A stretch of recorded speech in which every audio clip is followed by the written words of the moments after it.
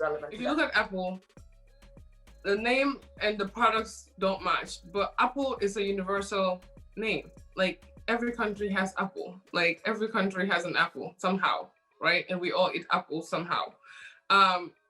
But sometimes we come up with names that it makes sense in our cultures and in our traditions and in our languages, but it's not a universal name that everyone can pronounce. So I remember a few years ago when I had my Instagram name as Sinata Bonita. Sinata Bonita. Juka wanted to kill herself. She wanted to die. Every time, change your name. I'm like, no, I'm not changing it. But when I was ready to change it, because I don't like people telling me stuff, I want to do it on my own terms, right? So that's why you never change it. Now it makes sense. I'm like, why she's not changing the name? Because I want the to name. change it Sinata Bonita makes no sense. Who is going to Google Sinata Bonita? It made sense to me, but it didn't make sense to you. But in my own head, I was like, I'm not ready yet. When I'm ready to change my name and to rebrand myself, I'm going to change it. And when I change it, I just made it simple, and it's just my name, Amy. Finding a name that's universal, finding a name that can be pronounced by every single person, and something short, like Amy said, something you can pronounce, right? Haddy, what's your brand name again? Sanse by Gay Ture. Based on everything that we just said, if you're watching, let us know if that name should be okay or if we should change it to something else, and we'll wait a little bit, right, for you to be able to share your thoughts, and then we'll continue. And also don't forget to continue to share this video and tag anyone that you think wants to open their own brand or have their own brand or open their own business, and make sure that you spread the knowledge that we are sharing here. That's why it's filmed, and that's why we're sharing it right here on the Sister Show. So she has Sanse by Gay Ture. If I want to rate it, I'm going to rate it the same as Sinata Bonita. Except yours might be a little bit better because Sanse is a local language in Gambia. Maybe she wants to keep like the Sanse piece of it, right? Because it kind of ties with like her language or her culture. So instead of like, let's say, changing the name, it's maybe having like a tagline that we like when people see like your logo, because your logo will usually have like your tagline in the bottom. They can actually know like what this product is about. And also, even if you don't change the name, a common word will be couture or fashion or something like that. You could add that in your tagline. And I think you would agree with this, Ole. The ideal would be to have the name that you want to be recognized, right, on the brand, if you could. That's the ideal. Obviously, if you can't, then the second option is what Ole is saying, to have it on the tagline, right? Haddy, based on what we shared, including what Ole just said, what would you prefer? How can we go about this? What's the negotiation here? The Gay Ture part is really important because the Gay, that's my last name. So Gay is like everything for me.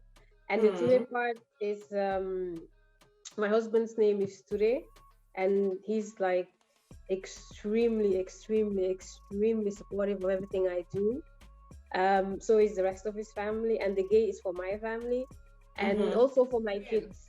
Use a name that is easy to pronounce, that is recognizable, that is appealing. You just don't want your clients to just be like from one part of the continent. You want your name to be a household name, that when I say it, everyone knows and it's easy to search for.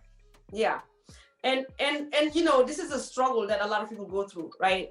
Because you get attached to the idea, you get attached to the passion, the story.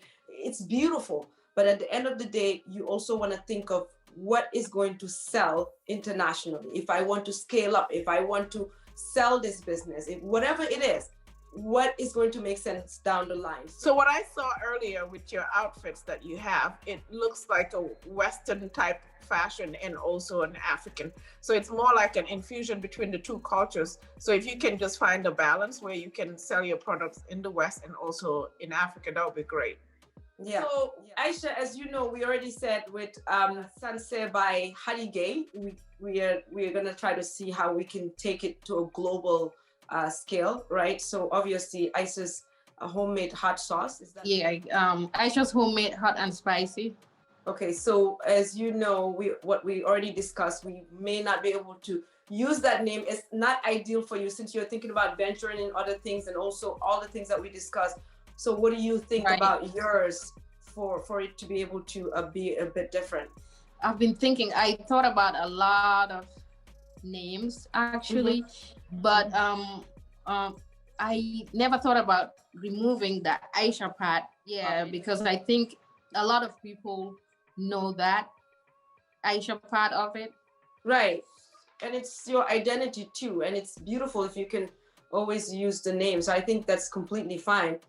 So now it's a matter of what other names can we use that could basically represent everything else you do. So maybe we should throw out some names, right? And then also the audience, if you're watching, what you think the name should be for Aisha and also Aisha's products, and also what you think Haddy's line should be called. We will come up with some right now, right? This is not going to be the only show we film on this Mentor on the Spot. We'll come back and we'll see what we end up with, but hopefully we could come up with a solution soon. Maybe what about Aisha's Gourmet? Because that could potentially fit other products that you may have down the line. Yeah, I like that name too, Aisha. It sounds good. Or Aisha's Homemade, just homemade. Aisha's Homemade. It has to be something to do with gourmet and food, because also, as we were saying earlier, it is really important for SEOs. Like, this is so important, especially when you're a new and small business and you're trying to get your name out there. It's the key. I mean, I've witnessed it with my own company. It has to have something to do with what you're offering, because if not, you will struggle for many years in order to rank on higher on the SEOs on the first and second page on Google. I have some names here. Like Amy just said, I did have Aisha's Homemade here. And then I have Aisha's Kitchen Creations and Table Staples by Aisha. We want it to be short. We want it to be short. Yeah, if short, it's the better. By the time we're done with Aisha, we'll come up with a name that will incorporate her name, Aisha, right? With the brand that she wants to continue to create with the hot sauce that she makes and the groundnut cakes as well, and other stuff that she will have. I think behind every brand, there's usually a story, right? And also there's the why. Like, why would people want to come to you? Like, what values do you have to offer? Going back to like what we just discussed about Apple, it was all about it's cool, it's simple, right? So from your end, like, I'll start with you, Haddy first. What do you want people to remember about your brand? Like, I think the simplicity of the clothes, versatile and edgy. I like that. I completely agree with those, and I also like that it's a fusion between African and kind of like European. Moving on to Aisha, how would you describe in 3 words your brand? I think my sauces are unique in taste, texture, and flavor. What about in terms of, like, let's say colors, let's say, is it exotic, is it vibrant, is it like how would you see that feel? How would you describe that feel? Because that should also come up in terms of your packaging and vibrant colors. Yes. So I think those are important, and those are all vibrant enough to come through the colors that you create. So what colors, since Jay, you have a third eye. Jay has a third eye. Did you guys know that? Whatever. She says she does.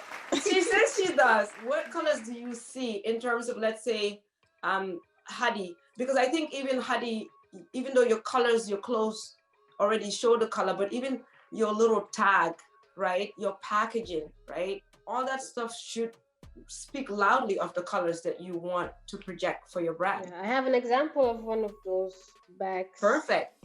Yeah. This is the bag. Cute. It's a lime green with white stripes. I like the lime green and the white. I think we can change the color, that black in the middle, to make it a little bit, because you cannot really read the writing until you're really close. We did something last year. When I see your makeup look, I should be able to pick out a perfume for you, just based on your makeup, right? And when I hear your tagline, I want to hear the tagline And when I see the bag, I wanted to say, okay, that's what I envision.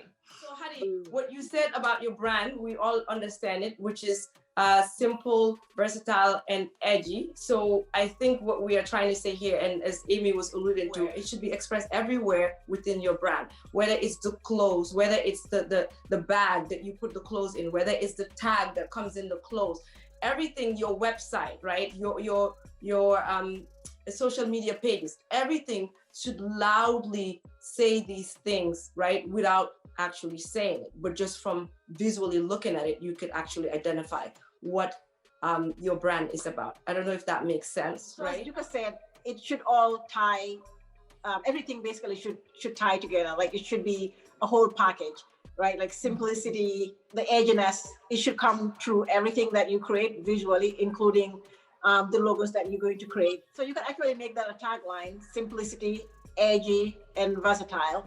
Like that will be a great tagline under your logo. I think so too. I think it will be great. What do you think, Haddy? It's a great idea, yeah. Yes. Aisha, let's see your packaging. And like Ole said too, and Amy said it, it should show on every aspect of your package. Every aspect. The only thing that I would say, Aisha, as much as I love you, but we're just going to keep it real, right? It's not consistent, right? As far as like the package colors. So that's something that we could definitely work on. I do love the last groundnut cake package that you have. It's very, very gourmet. Mm-hmm. When you said it's not consistent, do you mean, are you talking about this? So even from the font, right? Mm-hmm. Like you have to look at the font, right? You have to look at the photos that are on top of the package from one item to another item, right? Unless you're doing a set of items and you've been very deliberate on why you're doing it this way, right? And then you have a different color for set of items, right? As a family within the whole brand. Now it makes sense. But if you have two items and those two items are all very different, so there's no consistency. That's what I mean. So it's very important for us to also be mindful of that. Like I said, though, I love the groundnut cake where you're going, and I think that's the direction for you. Okay. As far as the packaging. Yeah. I hear you. Yeah. And trust me, Aisha, I've heard all of this before. I've walked into a distributor before, right? And that was my first rodeo. That was the beginning.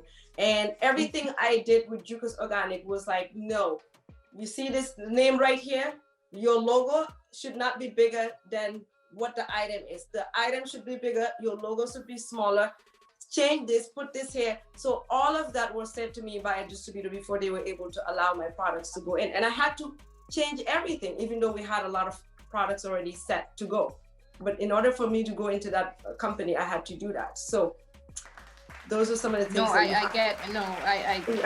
totally get you. I understand completely. Okay. That's why everybody needs a mentor, because that would help me from making the same mistakes that you made before. Yeah. So, okay, perfect. I'm glad that we at least touched on a little part of the branding. It's a whole lot. We haven't even touched quarter of it. I think it's just a whole lot more, but of course it's a 1 hour show, so we can't talk about it all here. But let's move on to the business side of it, and that will be the end of this segment after we are done with that. Well, thank you both, Aisha and Haddy. That was really great to have that discussion. So now let's indulge into the business part of it. In terms of pricing, like we all know, we usually tie this emotional aspect of how we feel about our products and the price. Still, my pricing is not as it should be, because I feel like I give too many discounts because of that whole African family issue thing. So yeah, but I usually calculate like how much I spent and the time I spent on making the food. And Aisha, how about you? How do you come up with your prices? Basically, just like Haddy said, I calculate my overhead expense. And then now lately I've been trying to price it per unit kind of thing. But what I get for the most part is, okay, the jar, it's an 8-ounce jar for $10. Some customers tell me that it's good. They like, the sauce is good, but it's small. It's like they want more for $10, but what I tell them is I buy everything here. The jar, the labels, everything. And I have to pay myself for labor too.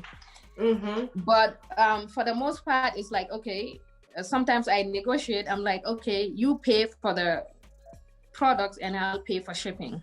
That's a challenge because you have to compromise prices sometimes with your customers, you know, because they're dealing with me directly. Both of you guys are on the right track in terms of how you come up with the prices, right? So you have to determine like how much does it cost, and of course the key item that probably I think a lot of people forget is the time that they put in it, right? Because you have to kind of, as a business owner, you have to figure out how to pay yourself as well. So you have to charge. For that. So in terms of what Haddy mentioned, that sometimes she has to give discounts, etc. I think the way to resolve that is basically to come up with like, okay, what's the minimal price that you will sell this for? So for example, let's say that green top that you showed, hypothetically, how much do you normally charge that? 95 euros. Yeah, 95 euros. To make it or to sell it? To sell it, like the whole. That's what she charges. Yeah. To sell it? Yeah. Girl, you giving it away. Every price I have in my head, I feel like, no, that's too expensive. Or they'll feel like it's too expensive. So I think that's the problem then, Haddy, right? You should not be figuring out like what are people going to think or what you think, right? The bottom line is, okay, like how much is it costing you? If it's costing you $50, like how much of your time, like did you spend like 2 hours to create that? You have to add that too. And then like once you get to that point, if it costs you $70, it costs you $70, right? Because when you go and buy those materials, those people don't really care like whether that material is expensive or not, right?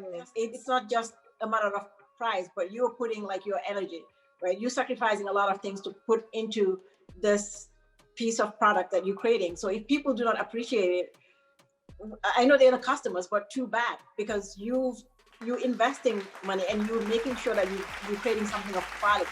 So if somebody expects something of quality, they should also be expecting to pay for it, right? And that's something you should not compromise. Like you should be very firm about it.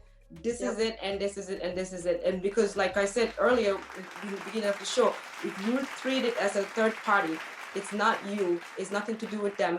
And you know, you love them, but it's nothing to do with them. It's everything to do with the product that you have to sell, right? So if you look at it that way. Not just that, right? Like if we go to the mall and we find like this beautiful dress that we cannot live without, what do? Do you go to the cashier and say, geez, I really want to buy this, but it's expensive. Can you give it to me for 25%? If it's not on sale, it's not on sale. They will just tell you, they won't even look at you, right? Hi, I've worked in a whole lot of places. I've worked in a clothing department store too. And when I tell you the markup is actually way more than 50% most of the time, right? When they get those things for dirt cheap. Another thing that I wanted to mention when it comes to pricing is this. I teach people when it comes to sales and marketing and pricing. And what I tell most people is, you can't shop from your own pocket. You can't sell using your own pocket. Juka or Ole was saying, you have to be firm with your prices. You can't negotiate these prices. You have to be very strict, especially dealing with African community. Everyone who knows me knows I am strict, and I don't have family or friends when it comes to doing makeup. This is my price. If you're late, this is how much your late fee is. If you cannot afford it, I'm sorry, goodbye, have a good day. Right. You have to treat you how you should allow them to treat you. We all have a soft heart. I used to be very similar to that too. When I walk in somewhere and I'm like, this is the price. Oh, it's too expensive, you know, our African people. And I'm like, oh, okay, we'll drop it. No, but when you realize that the same item is sold in a Chinese store or in a different ethnicity store, the same brand, that store actually would charge, let's say something that would be $5.99, he will charge $6.49 or $6.79. And the same African communities will go to that store and pay for it. But when they go to the African little boutique, they're complaining for something that's $5.99, but they're willing to pay for it somewhere else. And I tell all of them, this is the price across the board. It's already computerized. Everything is on the system. There's nothing I could do. I'm sorry. Like, and you stick with that, at some point they will respect it and they will accept it. But the more you negotiate, the more that they will also negotiate for the prices. For both Aisha and Haddy, and I think what you guys are facing is what most African business owners face anyway. But what I would suggest is do a research on your products. Find out how much a hot sauce is about the same quality, the same quantity, and the gourmet type hot sauce, because just a regular hot sauce obviously is not going to be the same as the hot sauce that you're making. And then see if your prices are compatible. And just like my sisters say, be firm with your prices. You should not deviate from what your goals are or what your prices are. And then when there's a holiday coming up, you can come up with a sale and say, if you buy one, you get the other one 25% off or whatever. And then if people want to wait for that season, they can wait and buy their hot sauce in bulk at that time. Yeah. But you should not change prices. Yeah, I agree. And at the same time, it should not mess with your bottom line, whatever discount you offer. Another solution also is, especially with Aisha, since we are in similar industries, slightly different, but it's similar, is also to try to buy items in bulk, right? You might rack up that credit card, the business credit card or whatever it is, but thinking about how you can get the items in bulk that will help you to lower your costs, right? So wherever you could lower costs is very important. Even if it's 2 cents or 10 cents, it adds up by the end of the year with how many sales you have. So it's really important to look at every cost that you're making. Like even if you're buying produce, right? If you get in the produce from your local store, maybe go in, let's say in LA, you go to downtown LA to get a whole lot of produce for a lot cheaper price, right? However you can figure out to cut costs. So I think one of the solutions that I have is, Aisha mentioned something, because people are having direct access to you all the time directly as the owner of the business, is one way that they can actually have the opportunity to negotiate these prices.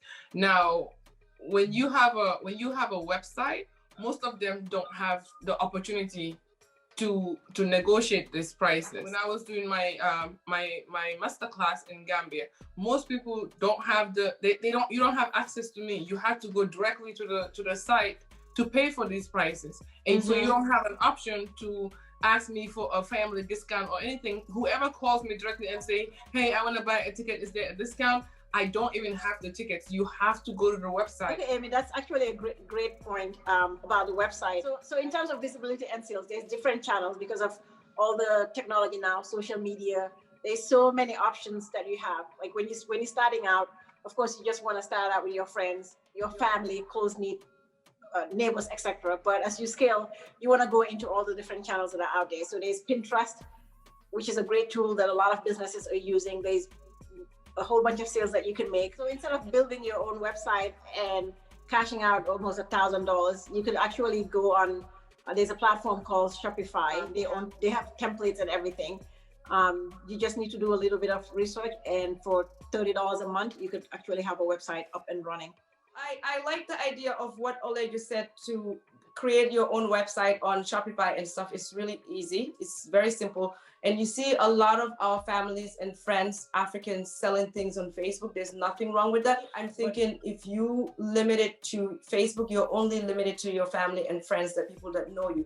But if you open it to a website platform, you're reaching thousands of people that you wouldn't have had access to. And also, as to Amy's point, you won't have to do the negotiation with people, because if you're dealing with Facebook, you're going to be negotiating, right, Aisha? Right? So it's definitely best to do it that way.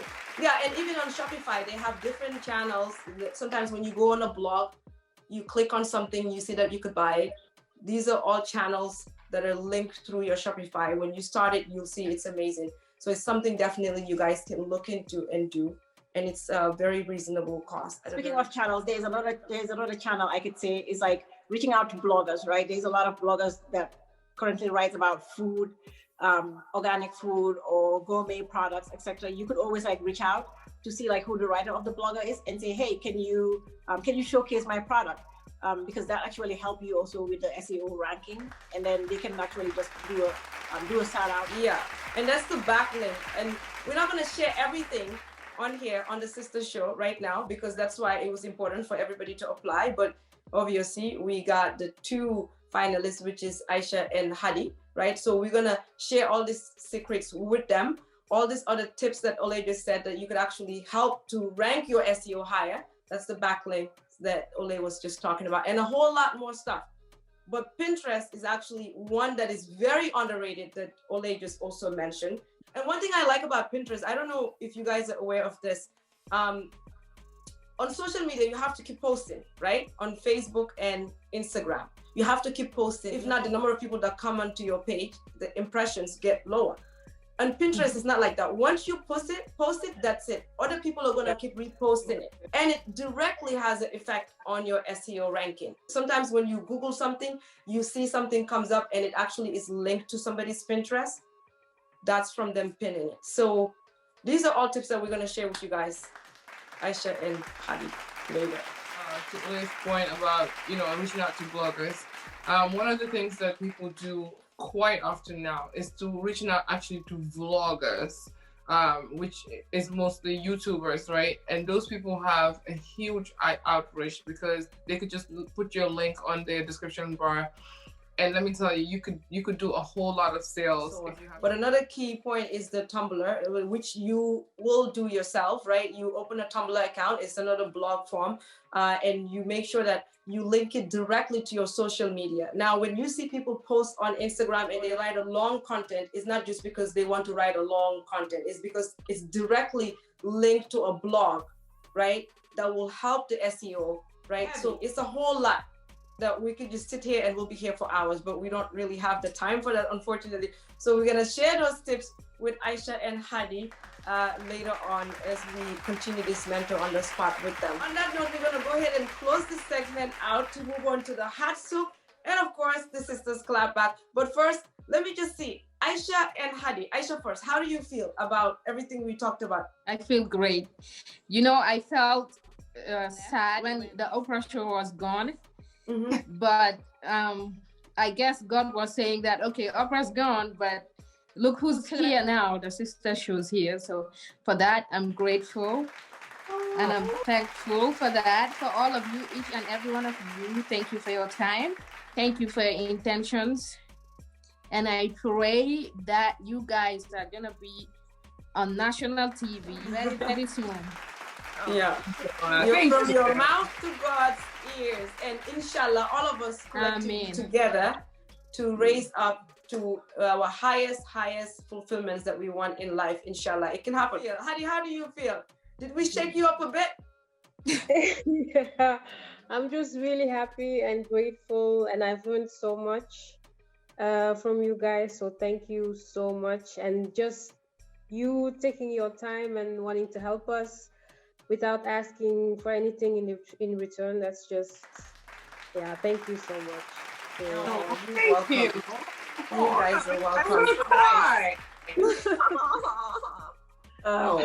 Okay. So when people give you the gift to give, it's actually a gift itself. Yeah. So we are really truly inspired and excited that you guys are allowing us to be in your space this much and tell you, this is what we see, this is what we think, and this is how it should be done, because not everyone is open to that energy. So we appreciate what you guys are also doing for being open. Yeah.